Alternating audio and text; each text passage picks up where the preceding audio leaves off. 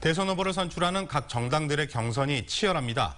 지난 주말에는 국민의당이 호남권 경선을 치렀고 오늘은 더불어민주당의 호남권 경선 승자가 드러납니다. 호남대학교 심현수 교수 모시고 경선 상황 이야기 자세히 들어보도록 하겠습니다. 안녕하십니까? 안녕하십니까? 네, 지난 주말에는 국민의당 안철수 전 대표가 승리를 거뒀는데 흥행면에서도 예상을 뛰어넘은 그런 실적을 거뒀습니다. 어떤 의미로 해석을 하고 계십니까? 예, 흥행에서 대성공을 거뒀다고 저도 생각이 듭니다.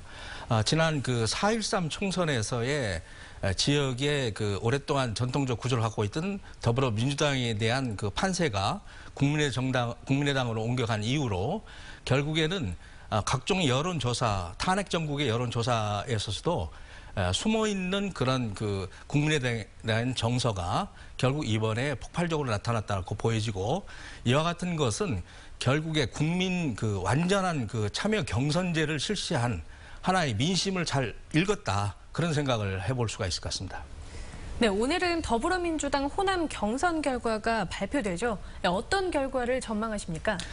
더불어민주당은 경선의 과정이 있어서의 굉장히 내부에 그 많은 그 논란이 있었습니다. 경쟁적 논란이 있었는데 실제 이번에 22일 날 결국 그 참여 경선을 통해서 투표를 했지 않습니까? 이 투표의 결과가 일부 이게 노출이 됐어요. 그래서 잡음이 있었고, 그다음에 각종 토론회에 있어서 나타나는 것이 결국 선의의 경쟁이, 정책적 경쟁이 아니라 인신공격적인 정당의 분열을 가져올 수 있는 그런 요인이 혹시라도 나타나는 그런 결과가 호남에서 나타난다면은 소위 대세론이 어떤 특정 정당과 인물에 대한 대세론이 아니라 결국 정권을 바꿔야 한다는 대세론으로 옮아갈 수 있는 그런 여지가 이번에 광주 호남권에서 나타나지 않겠나, 그런 전망을 해볼 수 있을 것 같습니다. 네, 민주당이나 국민의당 후보 경선 승자에 대한 호남의 선택이 앞으로 어떤 영향을 미칠 것으로 보십니까?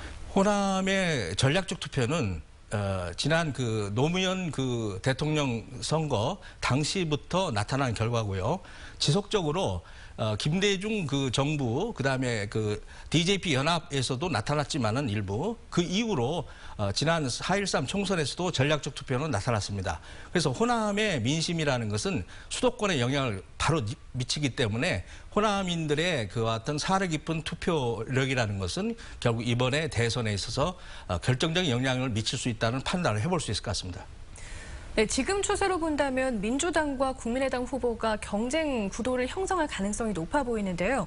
본선 구도는 어떻게 형성이 될지, 또 호남은 어떤 선택 앞에 놓이게 될지 궁금합니다. 투표는 습관입니다. 행태인데 지난 그 총선과 그 2012년 18대 대선의 투표를 분석을 해본다면은 표의 쏠림 현상은 당연히 나타날 수밖에 없는 것이고요. 그러나 지금 탄핵 전국에서 여당이 질이 멸렬한 틈에 결국 야당 자체도 분열된 모습들이 만약에 어느 특정 정당이 나타난다고 한다면은 결국에는 대통합 정신으로 가는, 결국에 어떤 선명성 있는 정책 공약을 내세우는 특정 정당의 후보, 그다음에 과거에 어떤 특정 그 정치인에 대한 현상이라는 이름이 있었습니다. 정치 쇄신과 혁신을 바라는 그와 같은 민심을 반영할 수 있으리라고 보여집니다. 네, 자, 오늘 여러 가지 말씀 잘 들었습니다. 나와주셔서 고맙습니다.